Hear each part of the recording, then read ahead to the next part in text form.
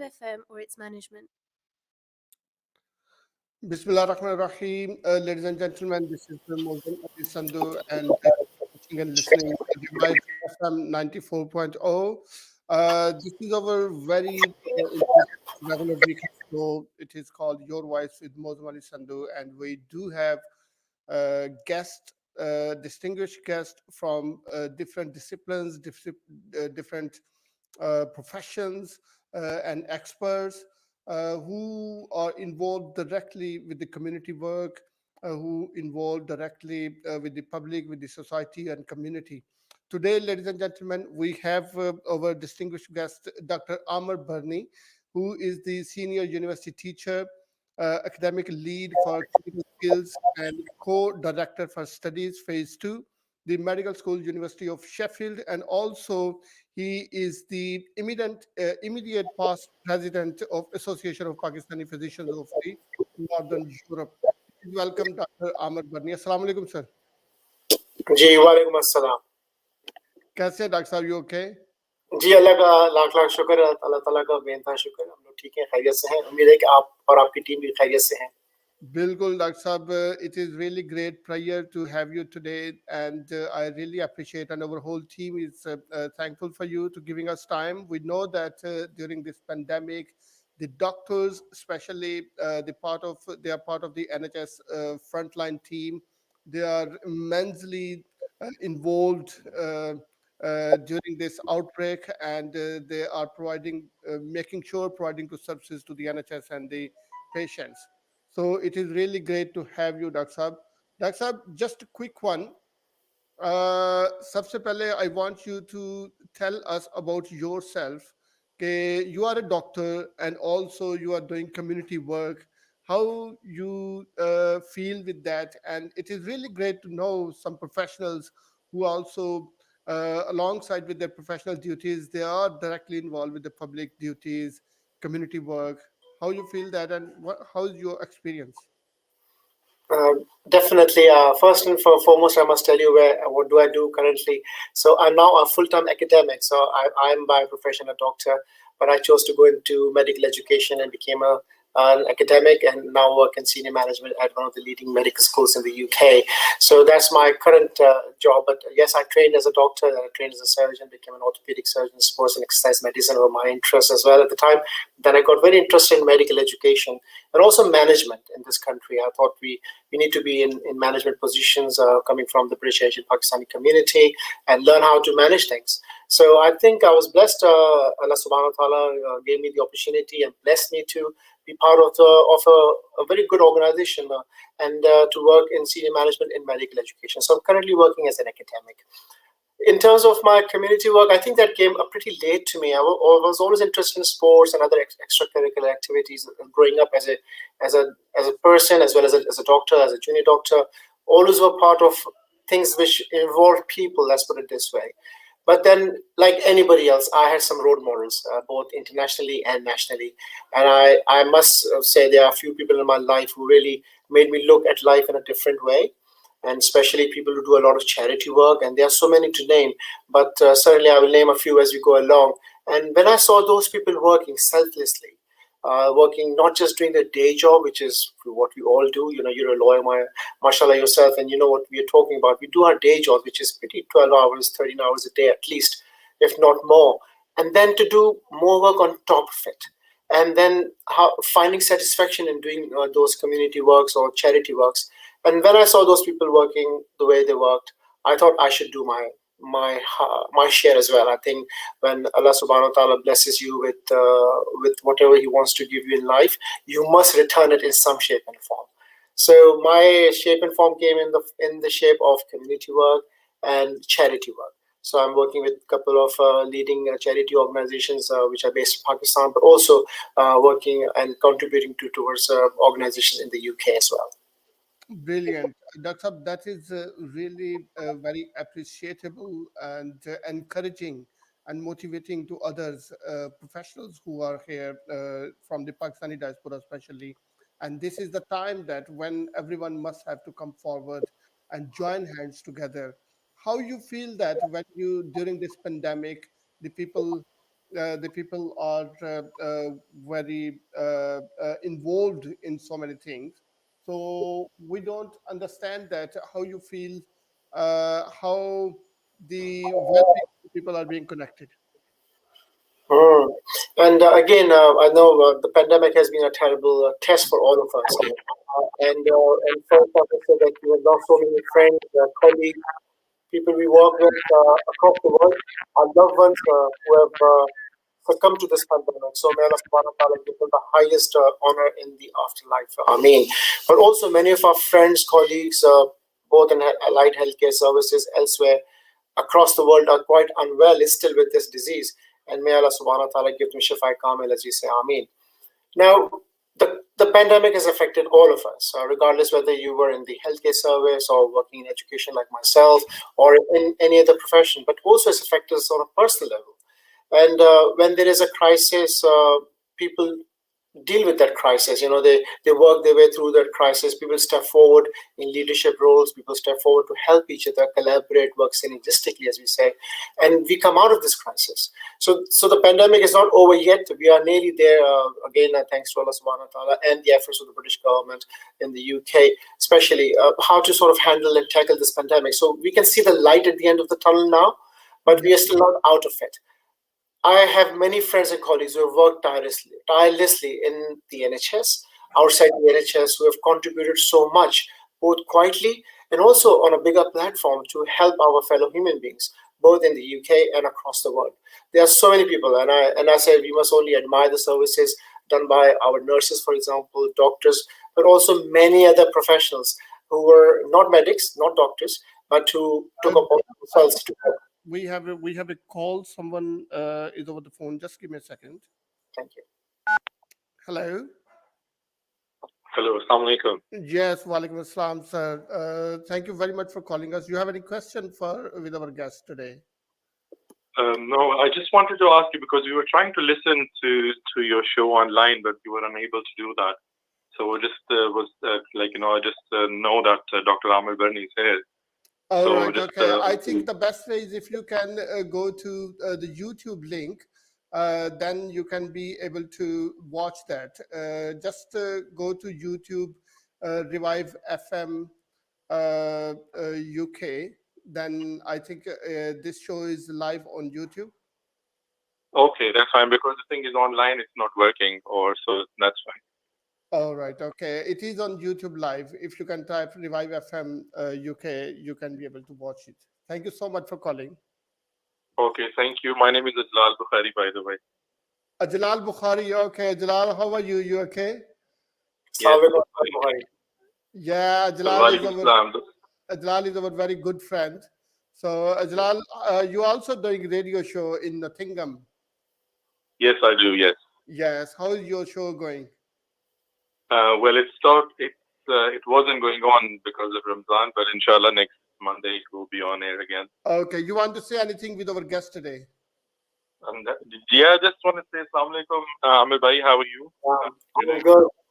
I'm good, Ajlal, and I must say, Ajlal obviously represents Radio Fazza, Nottingham, and Radio Fazza, and the team have been very supportive of the work we have done both individually and collectively.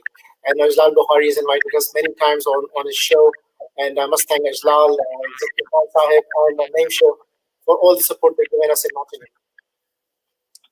That's good. Thank you so much. Inshallah, will go on YouTube and listen to the show because I was trying to look for the sources where I can listen to the show. Ajlal, if you can go to my Facebook, I shared there the link as well, so you can watch that. Okay. Okay, perfect. Thank you very much. Thank you very much. Thank you for calling. Bye. Yes, sir. Carry on. Yes, you're saying so. When there is a crisis, a leader emerges from a crisis, and I think a true test of any leader is when there's a crisis, and how do they manage the situation? How do they help their their followers, their subjects, their people, their communities? And as I said, there are so many examples of some wonderful work being done by people even now, not just during the pandemic, and you can only praise those people. And I think we should support those people, whatever cause they're doing, if it's a just cause. And also, we must come together. I think when there's a crisis, we should come together, regardless of what we believe and who we are, where we come from, what our backgrounds are. We should all come together and help our fellow human beings. Yes, that's one thing which I must say here, that the pandemic has had and continues to have a significant impact on the people's well-being. The people are very badly affected. Millions of people have lost their jobs. Yes. People have lost, becomes homeless. They're struggling to pay their bills. They're struggling to cope up with their areas with the landlords for the rent, and there are also so many businesses who are badly affected due to this pandemic, and the outcome of this is that the people's mental health and the well-being is very severely affected.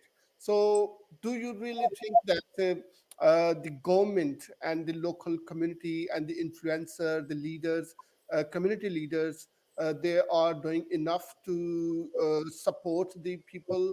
It is not financially, it is morally, or standing with them.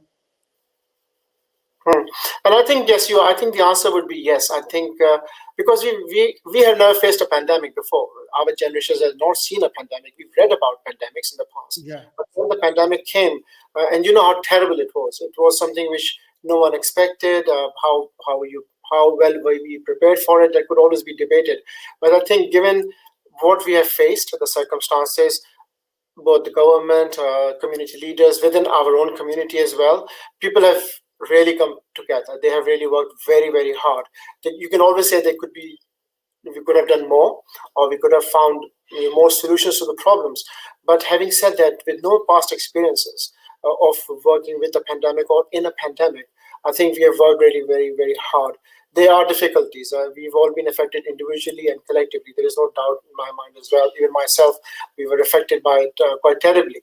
But the thing is, you pick up the pieces and you become resilient. You become stronger. You come out at the other end, learning more from this experience, and hopefully, if it does happen, I hope it never happens again, God forbid.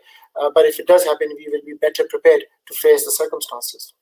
Yes, the challenges an individual who is facing during this hard and difficult time, it includes the ill health, poor quality housing, poverty, inequality. During this time, I really encourage the people like you to come forward and to minimize the gap between the communities, because in our community or the whole society, the British society, we uphold the British values. We uphold the fairness and justice and equality within us. So, how you think that we can minimize this gap?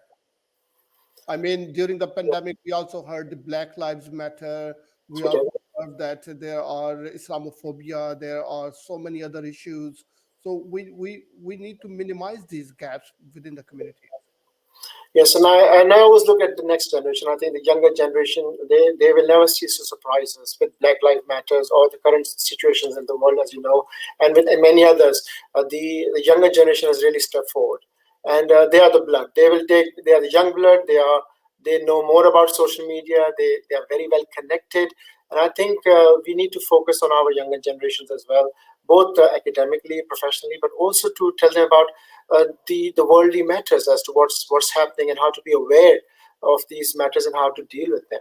So I'm really proud of our younger generation one. But having said that, you learn from your peers and you learn from your seniors as well, whether they are in any profession. To me, it doesn't really matter. They could be in any profession, but I've learned so much from people who are outside of medicine, outside of education, who are in different different professions or businesses, and they bring their expertise, they bring their experience, they bring their worldly knowledge, and they tell you what to do in terms of what's required. So when I was working with, with certain individuals in Nottingham, they weren't medics, but they told me exactly what's required in the community, what can I do for them, or how I can help them. So you have to listen. I'm not an expert, but it's my job to listen to people. And when you start listening, you understand more. And then when you understand more, you probably do better. I'll give you some examples. I have a friend and a colleague for example, in Nottingham. Dr. Shahid Amin, who's a leading GP.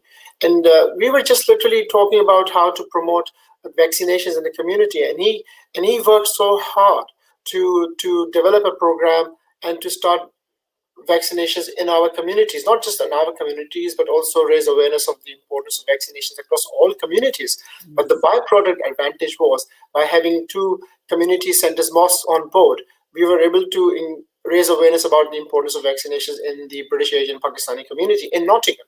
And that is something which people should do. Look at individual examples of how we can work together. And we should not look towards the government all the time and say, let them do the job first. What about us? How we are socially accountable as well.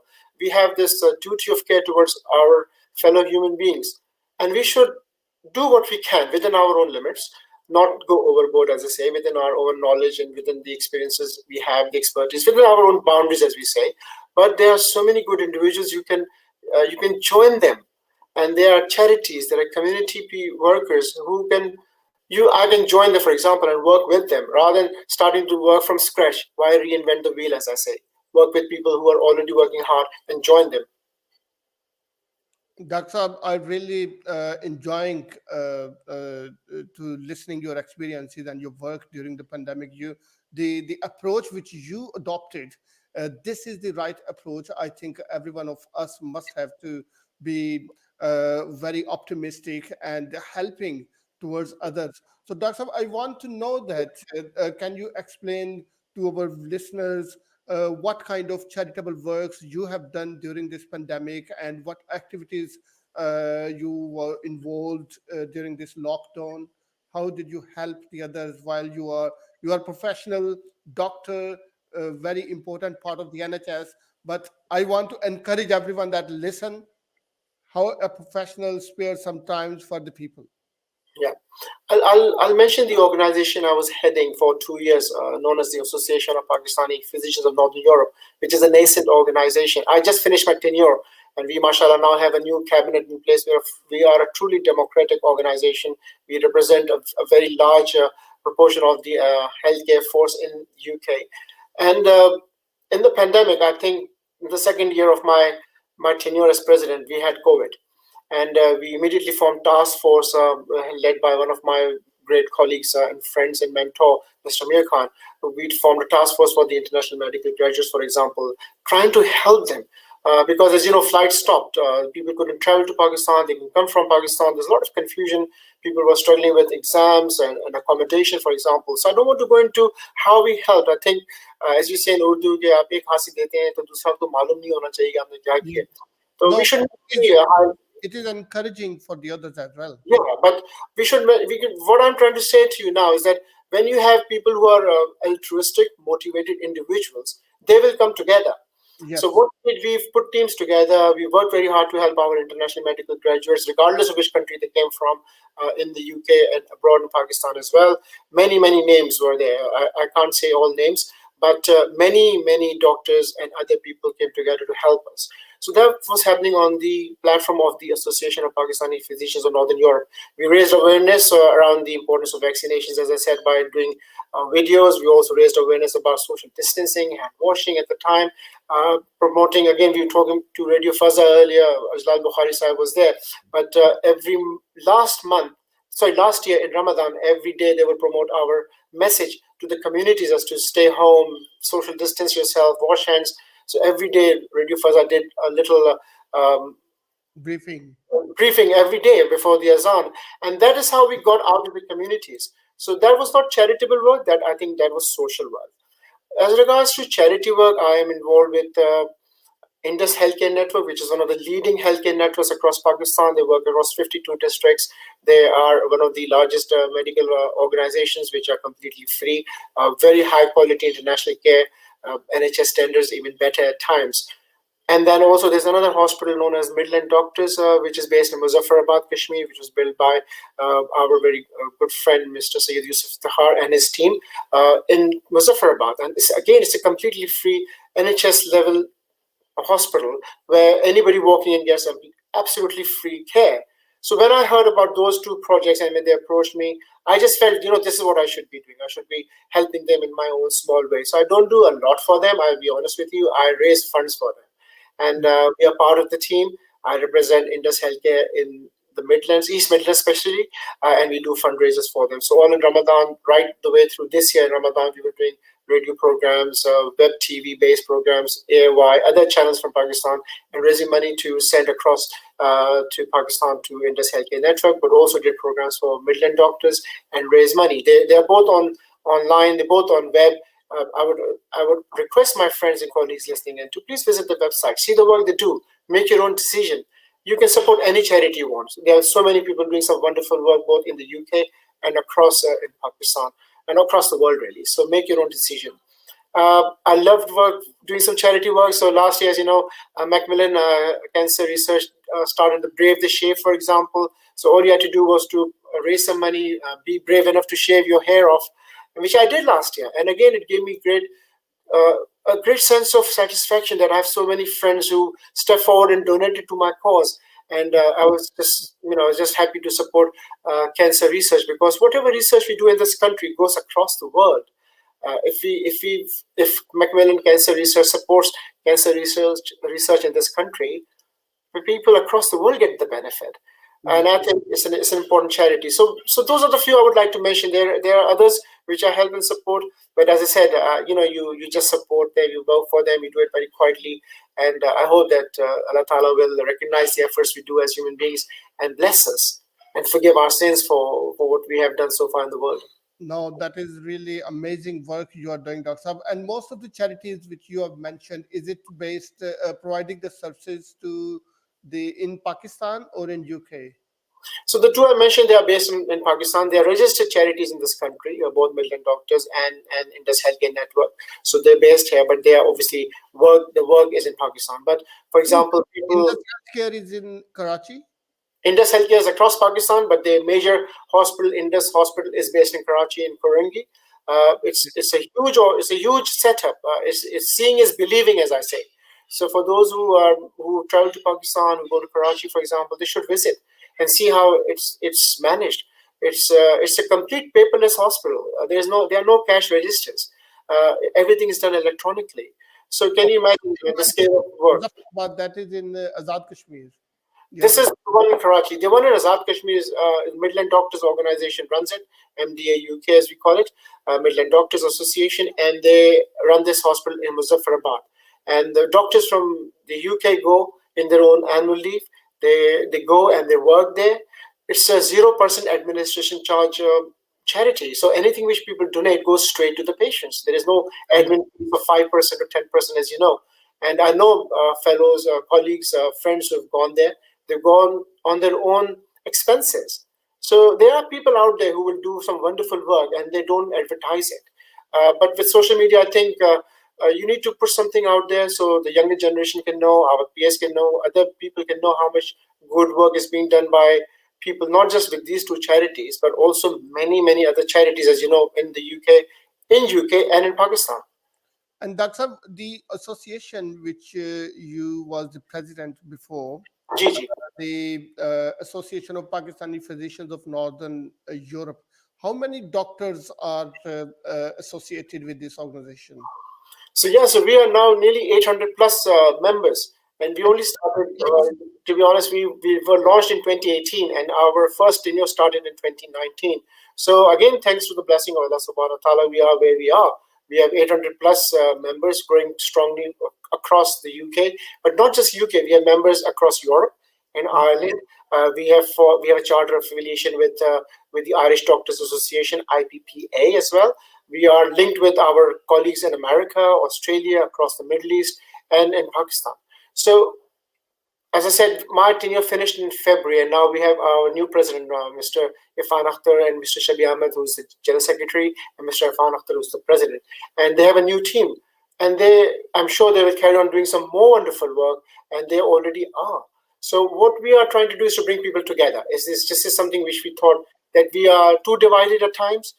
We do not come together when we should at times, and by providing platforms where we can be a singular voice is extremely important. And not just a voice for academia or for medicine, but we are also a political force. And we have done a lot of networking with the British government, with the Pakistani government. We are working with Yaran Watan, for example, initiative in Pakistan. With the British government, we were constantly in touch in the COVID pandemic. We were in touch with our local MPs on a number of of matters which would have helped our community. Brilliant. I want to know more about you. You have done so much work, of course, in clinically supporting the community, bringing the people together, the all Pakistan physicians organizations and charities, Indus Hospital, Muzaffarabad Hospital. Apart from all of this, I know that you are also supporting the musicians. You are also organizing some kind of the events which provide some kind of entertainment, cultural awareness to the British society and bringing a platform to the British society. So, can you please tell us those things and if there is any more events in place in future? Yes, I've always been a sports person. I always liked playing cricket and squash. I used to play cricket both club and played for my medical school in Pakistan. Then played third division league. I was very happy to play. But then as you grow older, your joints give out and you stop playing sports to the level. But I love playing cricket. I love supporting cricket. I played squash for a long time, and I believe that again that is something I've always thought that as British Asian Pakistani community members, we do not really focus on exercise as much as we should. We love our food.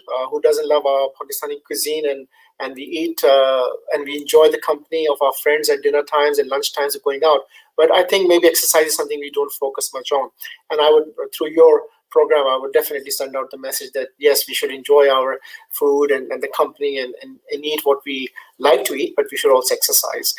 Yes. My other interest was that I love music. I love playing music. It was always be part of my life as a professional. Even I used to listen to Pakistani music, Pakistani and all sorts of music across the world. But in the COVID crisis, a lot of events were cancelled, both here and abroad. People have struggled with, especially people who perform weekly or every 2 weeks. For them, the events have dried up. And I'm thinking and I'm trying to promote one Pakistani musicians, arts and crafts, artists in Pakistan as much as I can through my social networks, but also hold events. At the moment, we can only do virtual events. So we tried to do we did one last year in December when I had a band from Pakistan, a very famous artist band called Raga Boys performed from Pakistan, live from Pakistan. And we had our friends, only friends at the time, to come together and to maybe spend some time. Because if you remember, 31st December was a complete lockdown time and people were getting very affected by it. Even myself, you're stuck inside, you can't do much, and your family is stuck inside with you, and your young people, they were feeling it. So that was my first effort. And now more recently, I want to promote Pakistani music. So we have another artist performing in the near future. Again, this is more a live and exclusive event, and we are learning how to do it as well. So before we can go, public or open and make it commercial or charity, we have to make sure that the system works. So I'm doing one on the 29th of May as well. Again, just to see how we can do. But again, through our organization, APPNE, and through other alumni organizations, we have always been promoting Pakistani arts, Pakistani artists, whether they are poets, writers, performers, singers, who come to our events and they share their experiences and they bring joy to our Pakistani community. That is amazing. Brilliant, Dr. Saab. A few more things I want you to comment on because of this pandemic. The well-being of people's life is very badly affected. So I have opportunity to speak to you now because there is a concept exists in the society that the doctors and the physicians, they are treating the symptoms, not the problems. And there are so many problems as well which exist and people are facing. And the aim should be to both extend and improve the quality of people's life. I know it is not the job of the doctors or the healthcare or the NHS to improve the quality of life, but they equally play a vital role to improving the people's life. And quality of life is equally important. Clinicians strive to keep the patients alive with no much regard for quality of life. So, do you agree with that?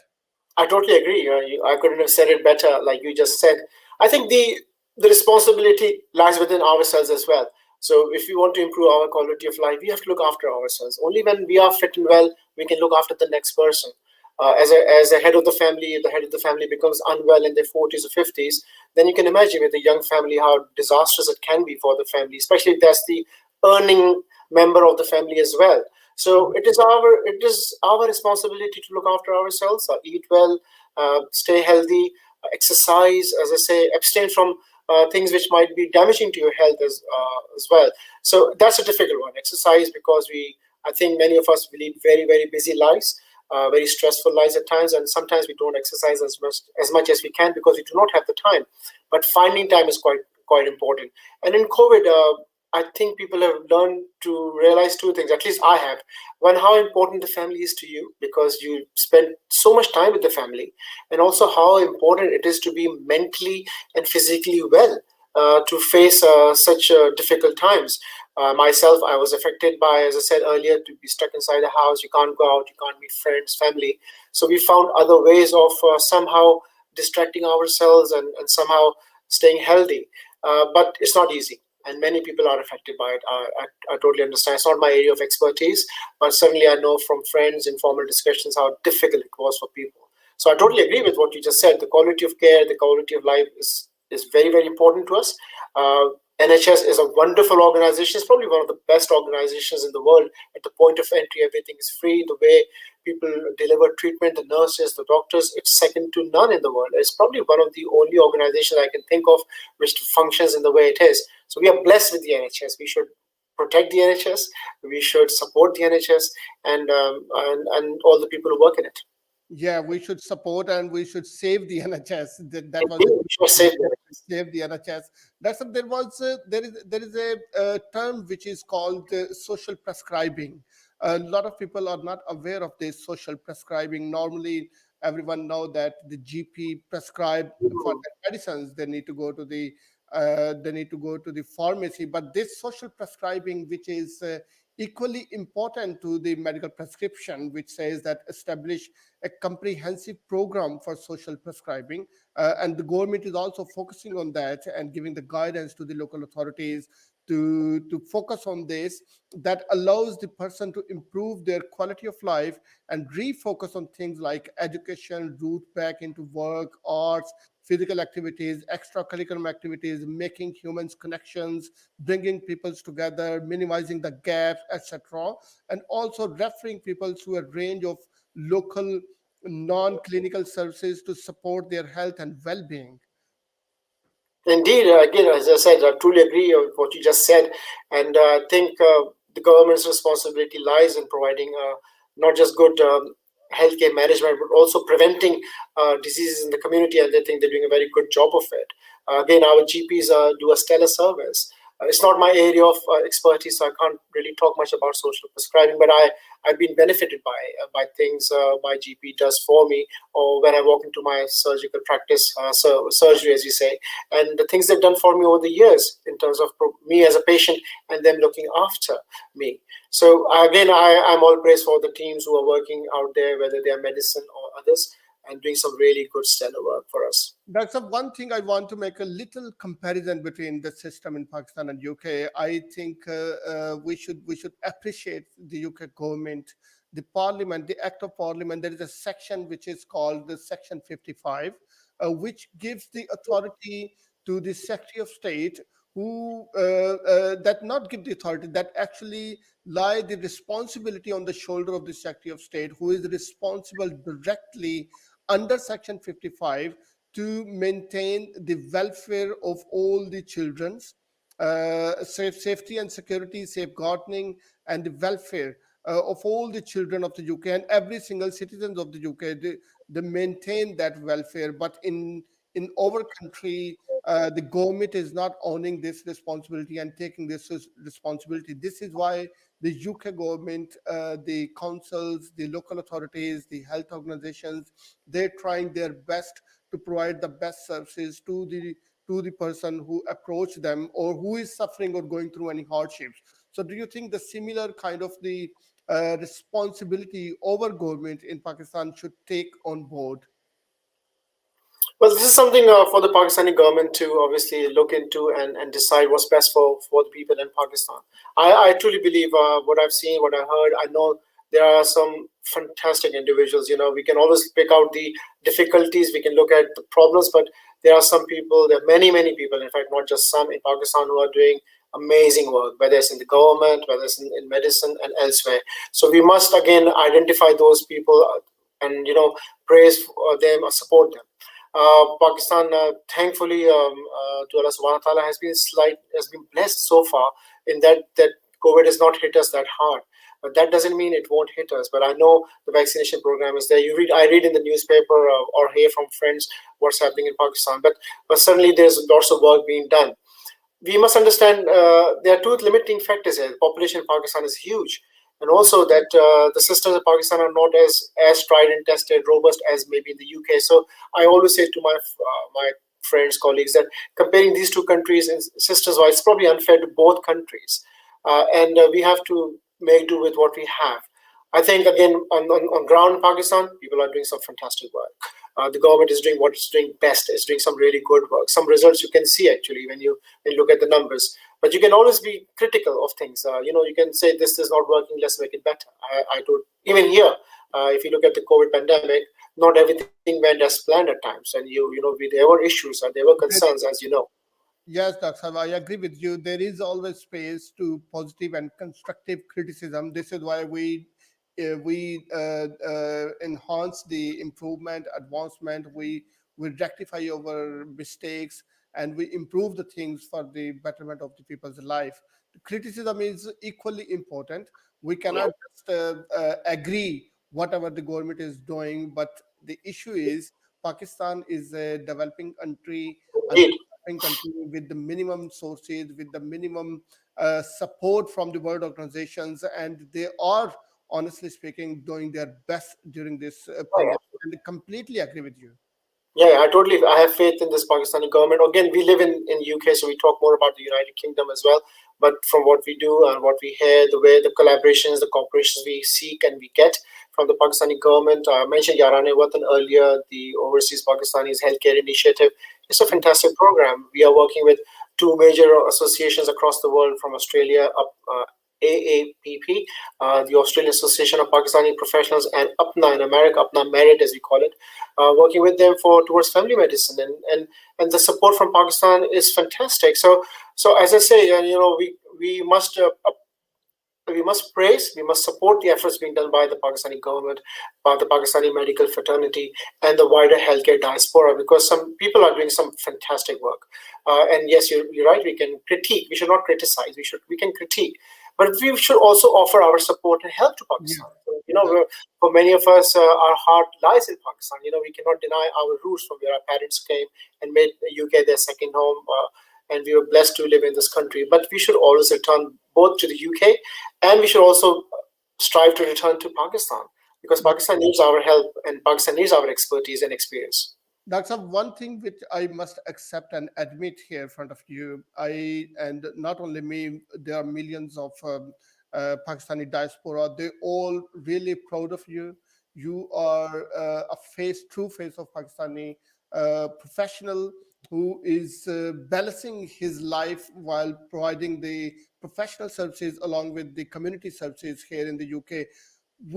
How do you think that the rest of the other professionals and educated Pakistanis, they are too busy in their work, how we can invite them to join the hands, people like you who are leading this community and making all of us feel proud? Yeah, I agree with you. I think we do lead very busy lives, and we do lead very stressful lives at times, because obviously we run a business or we run a practice or we do our professional duties as we should be doing them. And whatever we do on top is voluntary work. And now, not as I read somewhere that I can't help everyone, or not everyone can help everyone, but one person can help one person. So you begin with helping one person. I can't go out and help everyone, but I can help someone out there. So when you start to think smaller, maybe you can expand. You'll find people like yourself who think like you, who work like you, and you can come together as a group. There are some wonderful charities which are working both in UK, Europe, and across the world, and in Pakistan. So if you can't work for them, you can support them, by giving your donations, your zakat, your fitra, your donations, your charity. But find out whether those charities are for you. Do your homework, as we say. Make sure that you are giving to the right cause and you're happy to give it to the right cause. So That's the one thing which is nowadays becoming very common, that the people like you who are influencer, who influence on others, who people can listen to those people who has strong background, strong positions, and famous in any field of their discipline or their subject. But unfortunately, those influencers, those people are not actively involved in charitable work or community work. How we can encourage them to, because if one person is doing a good job but the influencer can do a more better or great job, yeah. because a lot of people follow them, and we have people, they have very big followership, but unfortunately they are not involved in the community work. I agree with you. I think in this day and age of social media, I think we must use it better. And again, you must look at the younger generation because they are more well versed with using social media, whether it's Instagram or other platforms. And we should highlight the good work being done by good people anywhere. It doesn't matter which country, which community, where you are, but as long as people are doing good work, I still believe there are more good people in the world than bad people. And we should find those good people and we should identify them, we should support them, and we should raise awareness about the work they are doing, Yes. whether it's locally or whether it's internationally or in Pakistan. Social media is a very, very strong tool. We talk negatively about social media at times, but also see the good work which can be done through social media. How many times we've done charity, GoFundMe pages on Facebook, for example, for people in trouble or for various charities. It's just an example of how we can come together. So maybe physically we cannot come together at times because we're busy, but we can come together by contributing or by raising awareness. So if you tell me about a charity and if I go and tell it to some other people, that I've done my job in some way by advertising the work you are doing. So there are many ways of working. I feel we are socially accountable. And I've read somewhere that when Allah Ta'ala blesses you and raises your standard of living, you should also raise your standard of giving. And you should, Amazing, I love it. isn't it? And it's such an important line that you raise your standard of living by all means. It's your, you worked very hard to do that, but also raise your standard of giving. By giving, you do not mean by just giving money. You can give your time. You can give your efforts. You can do many other things. If you speak good English, you can teach people how to speak English, for example, Yes. or even Urdu. In our communities, Urdu may not be spoken as well as it should be. Maybe we should teach people Urdu and local languages like Punjabi, Sindhi, Balochi, and Pashto. Many of us are very well versed in those languages. Why can't we take an hour, maybe in a week, and teach some of our kids about our cultural heritage and our languages from back in Pakistan? I think diversity is a great strength as well. So by showing that we are diverse, we actually become stronger, I believe. Yes. And we should not shy away from where we come from. We should not shy away from our cultural backgrounds, our heritage. We should be proud of them, both British as well as Pakistani, and contribute to both societies. Brilliant, Doctor. You have a great energy, mashallah, and you are blessed with so much great thoughts. The punchline of today's show, I think you just marked it. We all are socially accountable, and if the God blessed us with the standard of living, we should increase the standard of giving. That is a great thing. I really happy to listen from you today. That's our last thing. Two things I want you to sum up, because our time is almost ending and we didn't take any break during the show. Uh, the one thing I want you to tell us briefly about any upcoming, I think we were talking before, there is a virtual Zoom, some musical event which you are supporting. So can you please tell our audience how they can join that? Well, yeah, that's, as I said, that's an experiment we are doing. So I've kept it closed as to people I know and friends and colleagues at the moment. But we are looking to promote in future, once hopefully this pandemic is over and we shall all meet soon, and the government guidelines, if they allow us, we will try and do events in future. And those events could be linked into a charitable event, or they could be linked into a social event. So that is something which we are trying to do. But the one I'm doing immediately now on the 29th of May is a closed event. It's an experiment. We want to see how platforms work because, as you know, in COVID, we can't meet, and it's still not. and we should follow the guidelines, and we should stay as as close to the guidelines as possible. In fact, if whatever the guidelines are, we should follow them at the most, because they are for my safety and your safety. So that event is happening. But as I said, within the UK, there are many artists, not just musicians, but people who are writers, people who write poetry, people who write prose, people who do sports, for example. And we should find ways of supporting our friends and colleagues who are doing those things. There are many children who are playing league cricket, for example. There are many people who play squash, I know. There are people who play local football leagues. And if we can support them, we should. The least I can do is to be there, as in be there and clap for them and say, all right, we are here. So when our community people are playing sports, why not just go there and support them and be appreciative of their efforts? So that's something I'm trying to do using social events and social media platforms to maybe bring people together. And it is not just about music, it's also about food. We are thinking of maybe doing events which are based on foods coming from that part of the world, and Pakistani food is brilliant. We talk about foods from other countries like Arabs and Indian food, but Muazzam Sahib, how fantastic our foods are from Pakistan, and we should be promoting that food, the cuisine of Pakistan, and maybe that is something we should do as a cultural event in future. Yeah, thank you so much, Dr. Saab. Lastly, I want you to give 30-second message for our audience. So my message would be follow the guidelines. We are not out of this danger yet. So whatever the guidelines are being given by the government, follow those, please. There is light at the end of the tunnel. The vaccination program, as you know, has worked. So thankfully, we are coming to the end of it. But we are not out. We are not out of danger yet. And secondly, we must remember our friends, colleagues, loved ones who have lost their lives to this pandemic. And may Allah subhanahu wa ta'ala give them the highest blessing and honor in the afterlife. But also our friends and colleagues who are not well. So please pray for them that Allah gives them shifa kamil and makes them better again. Thank you so much, Dr. Saab. It's really great pleasure to have you today as our guest. And inshallah, we will see you again. Whenever you visit London, I want to invite you in our studio as well. So we will have a live show here. So Inshallah. it's a great pleasure to have you. Thank you so much. And thank you again for having me. I must thank you, Muazzam and Muazzam Sahib, you and your team for having me today and giving me an opportunity to talk at length.